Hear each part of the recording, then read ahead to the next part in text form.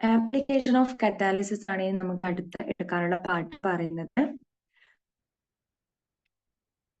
The catalysis plays an important role in a large variety of laboratory and fermentation reactions.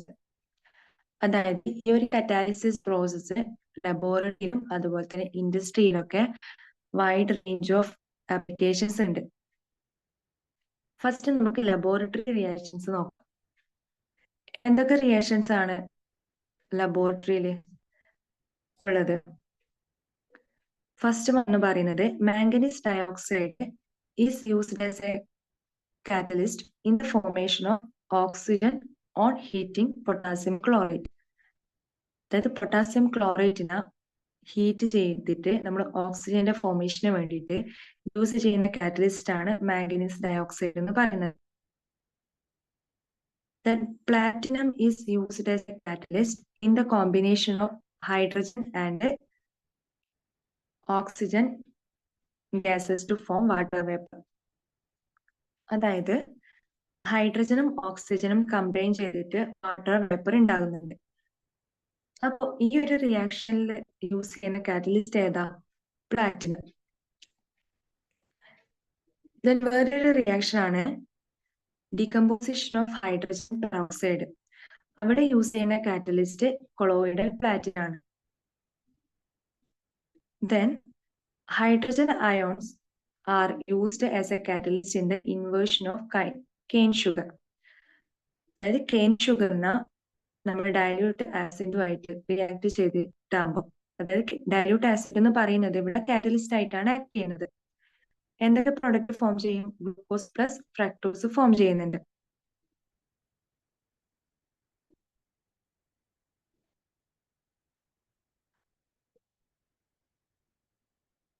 അപ്പോൾ ഇവിടെ നമ്മൾ use ചെയ്യുന്ന catalyst ഏതാണ്? Hydrogen ions ആണ്. So ഇതൊക്കെയാണ് ലബോറട്ടറി റിയാക്ഷൻ എന്ന് പറയുന്നത്. അപ്പൊ എന്താണ് നമ്മൾ കാറ്റലിസ്റ്റിന് വളരെയധികം ഇമ്പോർട്ടൻസ് ആണ് ലബോറട്ടറിയിൽ ഉള്ളത്. ഓക്കെ, ഈ കെയിൻ ഷുഗറിന്റെ ഇൻവേർഷനും നമ്മൾ കാറ്റലിസ്റ്റ് യൂസ് ചെയ്യുന്നുണ്ട്. അതുപോലെ തന്നെ ഹൈഡ്രജൻ പെറോക്സൈഡിന്റെ ഡീകമ്പോസിഷൻ യൂസ് ചെയ്യുന്നുണ്ട്. ഹൈഡ്രജനും ഓക്സിജനും കമ്പൈൻ ചെയ്തിട്ട് വാട്ടർ വേപ്പർ ആവുന്ന ആ ഒരു റിയാക്ഷനിൽ പ്ലാറ്റിനമാണ് കാറ്റലിസ്റ്റ് ആയിട്ട് യൂസ് ചെയ്യുന്നത്. ഓക്കെ, അപ്പൊ കാറ്റലിസ്റ്റ് എന്താണ് ശരിക്കും ഫംഗ്ഷൻ എന്ന് പറയുന്നത് നമ്മൾ പഠിച്ചിട്ടുണ്ട്. റേറ്റ് ഓഫ് റിയാക്ഷൻ ഇൻക്രീസ് ചെയ്യുന്നത്. ആൻഡ് ആ ഒരു കെമിക്കൽ റിയാക്ഷനിൽ കാറ്റലിസ്റ്റ് പാർട്ടിസിപ്പേറ്റ് ചെയ്യുന്നില്ല. ഓൺലി എന്താണ് കാറ്റലിസ്റ്റിന്റെ function? Only that increase the rate of reaction and also the speed of the rate of reaction. Then അടുത്തത് ഇൻഡസ്ട്രിയൽ റിയാക്ഷൻസ് ആണ്. അതിൽ നമുക്ക് പഠിക്കാനുള്ളത് ഹേബർ പ്രോസസ്സും അതുപോലെ തന്നെ കോണ്ടാക്ട് പ്രോസസ്സും ഒക്കെയാണ്. ഈ കോണ്ടാക്ട് പ്രോസസ്സ് എന്തിനാ നമ്മൾ യൂസ് ചെയ്യാം? Manufacture of sulphuric acid. So അത് വളരെ ഇമ്പോർട്ടന്റ് ആയിട്ടുള്ള ഒന്നാണ്. സൾഫ്യൂരിക് ആസിഡിന്റെ മാനുഫാക്ചറിങ് ചെയ്യുന്ന ഒരു പ്രോസസ്സിന്റെ പേരെന്താ? Contact process. ഓക്കെ, സോ ഇവിടെ നമ്മൾ യൂസ് ചെയ്യുന്നത് പ്ലാറ്റിനാണ്. പ്ലാറ്റിനൈസ്ഡ് ആസ്ബറ്റോസ് എന്ന് പറയും. അതായത് ആസ്ബറ്റോസിന്റെ മുകളിൽ ടോപ്പില് നമ്മൾ പ്ലാറ്റിനം ഡെപ്പോസിറ്റ് ചെയ്തിട്ടുള്ളത്, അതാണ് കാറ്റലിസ്റ്റ് ആയിട്ട് യൂസ് ചെയ്യുക. അപ്പോൾ സൾഫർ ഡയോക്സൈഡ് ഓക്സിജനുമായിട്ട് റിയാക്ട് ചെയ്തിട്ട് സൾഫർ ട്രയോക്സൈഡ് ഫോം ചെയ്യും. പ്ലാറ്റിനമാണ് കാറ്റലിസ്റ്റ് ആയിട്ട് യൂസ് ചെയ്യുന്നത്. അടുത്ത് നമുക്ക് പറയാനുള്ളത് ഹാബർ പ്രോസസ് ആണ്. ഇതൊക്കെ ഇൻഡസ്ട്രിയൽ പ്രിപ്പറേഷൻ നമ്മൾ പറയുന്നത് ലാർജ് എമൗണ്ട് നമ്മൾ അമോണിയൊക്കെ ഉണ്ടാക്കുന്നത് ഈ ഒരു ഹേബർ പ്രോസസ്സ് വഴിയാണ്. സോ ഹേബർ പ്രോസസ്സിൽ കാറ്റലിസ്റ്റ് ആയിട്ട് ആക്ട് ചെയ്തതാണ് അയൺ ആണ്. ആൻഡ് ഓൾസോ ഇവിടെ നമ്മൾ പ്രൊമോട്ട്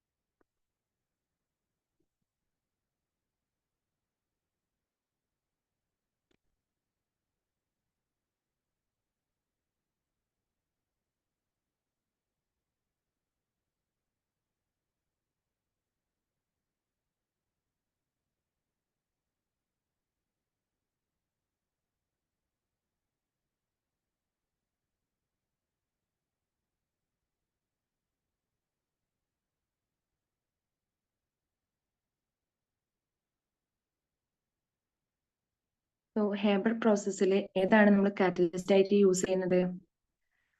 അയൺ ആണ് യൂസ് ചെയ്യുന്നത്. ഇവിടെ യൂസ് ചെയ്യുന്ന പ്രൊമോട്ടേഴ്സ് എന്ന് പറയുന്നത് മോളിബ്ഡിൻ ആണ്. ദെൻ അടുത്തത് നമുക്ക് പറയാനുള്ളത് അൺസാച്ചുറേറ്റഡ് കോമ്പൗണ്ട്. അതിനെ നമ്മൾ സാച്ചുറേറ്റഡ് കോമ്പൗണ്ട് ആക്കുമ്പോൾ യൂസ് ചെയ്യുന്ന കാറ്റലിസ്റ്റ് ഏതാ? നിക്കലാണ്. ഈ നിക്കൽ കാറ്റലിസ്റ്റ് യൂസ് ചെയ്യുമ്പോൾ ഫൈനലി ഡിവൈഡ് നിക്കലാണ് കേട്ടോ യൂസ് ചെയ്യാം. അത് എന്തിനാണ്? അതിന്റെ സർഫസ് ഏരിയ കൂടും, അപ്പൊ റേറ്റ് ഓഫ് റിയാക്ഷൻ ഇൻക്രീസ് ചെയ്യും. ഇനി അടുത്ത് നമ്മൾ പറയേണ്ടത് ഓസ്റ്റ്വാൾഡ് പ്രോസസ് ആണ്.